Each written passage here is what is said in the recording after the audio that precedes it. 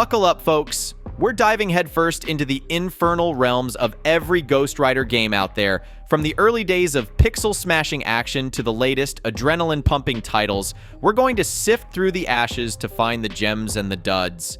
Expect a no-nonsense tour of hellish landscapes, chain-whipping combat, and the roar of the Hell Cycle as we separate the wicked from the weak in the Ghostrider gaming saga. Let's hit the throttle and tear into this retrospective with a vengeance. Before we jump on reviewing the games, please take your valuable time to drop a subscribe on our channel. Let's begin.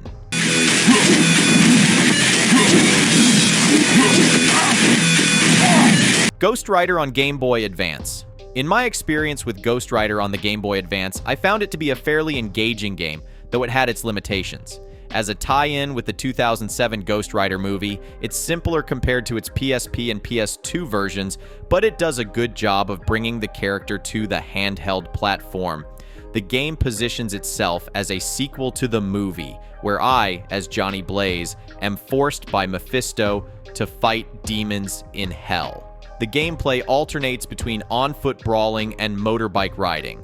I enjoyed the variety in the brawling stages, where I could use different attacks against progressively challenging enemies. The rating system that rewards for combo levels added an extra layer of strategy to the fights, though I felt its execution could have been better. The mini-bosses, however, felt repetitive as they were mostly variations of the first one I encountered.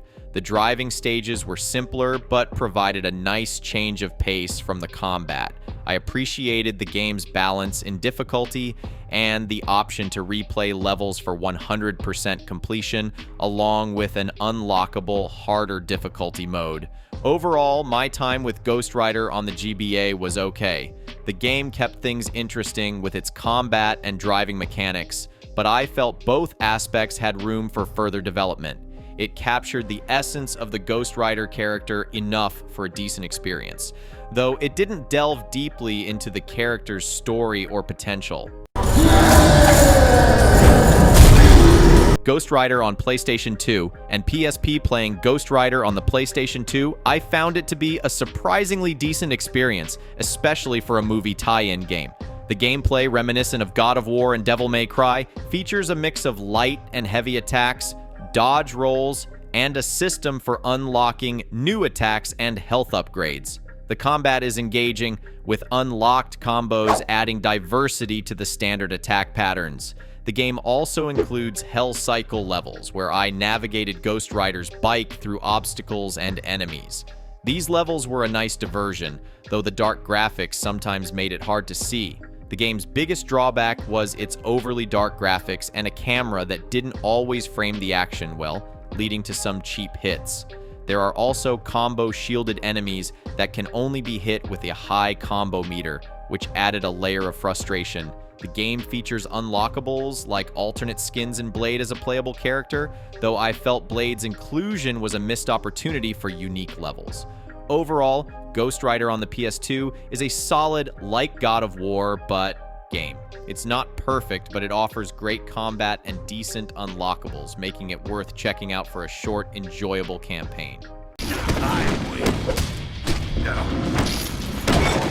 Marvel Ultimate Alliance Game Series. I found Marvel Ultimate Alliance Game Series to be a great action RPG that masterfully brings together a plethora of Marvel superheroes. As a fan, I was immersed in the Marvel universe, appreciating the extensive character roster, each with their unique abilities and styles. This diversity allowed me to experiment with different team combinations and strategies, adding depth to my gameplay experience. When it comes to Ghostrider, his gameplay stood out to me. His distinctive chain attacks and hellfire abilities offered a compelling mix of ranged and melee combat. Not only were these attacks effective against a variety of enemies, but they were also visually striking. The inclusion of his iconic motorcycle added an extra layer of uniqueness to his character. However, I did notice that every Marvel Alliance game sometimes fell into the trap of repetitive combat and lacked depth. in individual character development, which slightly marred my experience. Despite these minor issues, as a Marvel enthusiast, I thoroughly enjoyed Marvel Ultimate Alliance. It provided me with hours of entertainment and a faithful representation of its characters, especially the fiery Ghostrider.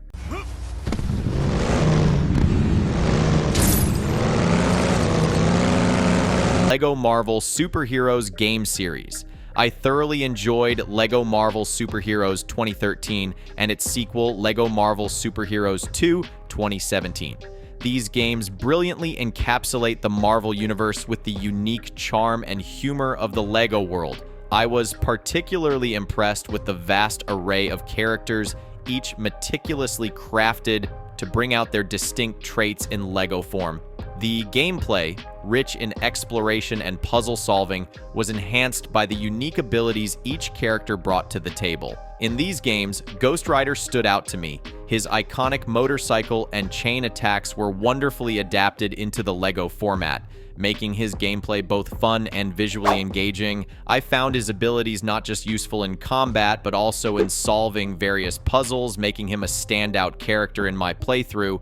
However, I did find that the abundance of collectibles and side missions in both games could sometimes be overwhelming, leading to a somewhat cluttered experience. Despite this minor issue, I found both games to be fantastic adventures in the Marvel LEGO universe, offering countless hours of fun for both young players and adults.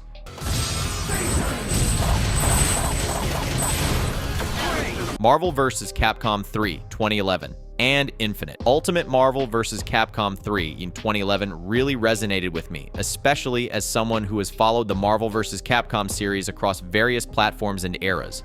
From the early days of pixelated sprites in the 90s to the more sophisticated graphics of the 2000s, I've seen this franchise evolve. This game in particular stands out as a culmination of that evolution. It blends the high-energy, combo-driven gameplay of its predecessors with modern graphics and a diverse character roster. Playing as Ghostrider was a highlight for me. His unique gameplay style, combining ranged chain attacks with fiery close combat moves, was both empowering and challenging. Mastering Ghostrider required a mix of aggressive play and precise timing, which I found really engaging. His Hellfire and Chain Whip attacks weren't just visually stunning, they were also incredibly effective in battles. Before this installment, Ghostrider had not been featured as a playable fighter in the series. Ghostrider in Fortnite 2020. In Fortnite, the addition of the Ghostrider skin really caught my attention.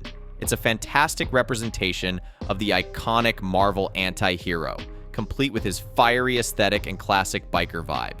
The skin nails the look with its detailed skull, complete with fiery eyes and a spine that adds an eerie touch. The biker outfit, with its spiked accessories and motorcycle jacket, really brings Ghostrider's character to life in the game. However, I noticed that Ghostrider is a pretty basic skin in Fortnite, lacking in additional styles or extensive customization options.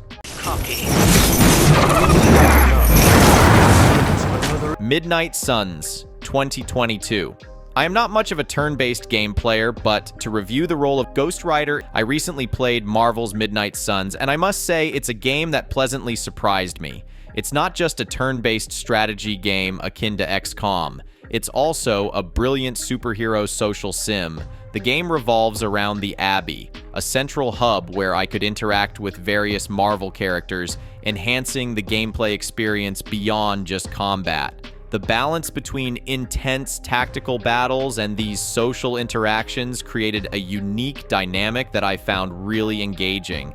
As for Ghostrider in Marvel's Midnight Suns, he's a character that brings a lot to the table, albeit with some caveats. His high damage abilities are impressive, and his AoE capabilities make him a valuable asset in fights where I was overwhelmed by enemies. However, his self-inflicting damage mechanic, while interesting, can be a double-edged sword. It requires careful management as he doesn't benefit from being at low health. Despite this, his ability to chain more enemies and recover health through lifesteal makes him a powerful, albeit risky, choice for any team. Hope you guys are liking the content that we have been creating for you folks consistently. Please drop a like and make sure to subscribe us because this helps a lot. Thank you, and keep at Gaming Diehards for all your game-related content. Is it business that brings you here? Or pleasure? Vengeance.